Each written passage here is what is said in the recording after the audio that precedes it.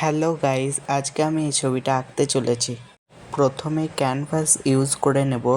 এটা 5x5 canvas, yellow colour এবং orange colour দিয়ে ব্যাকগ্রাউন্ড করে নিচ্ছি। তারপর ব্লেন্ড করে নিচ্ছি। করার পর একটু শুকিয়ে নিলাম। তারপর আমি একটা সূর্য আঁকতে বসেছি হোয়াইট কালার দিয়ে। সূর্যটাও আঁকা হয়ে গেছে আর এদিকে ব্যালকনির মতন এঁকেছি। এবার একটা নৌকা আঁকছি, দেখো কত সুন্দর ছোট্ট করে ইজি। তারপর ল্যাম্প লাইট আঁকলাম। তারপর একটা বুসি গাছ করে নিচ্ছি।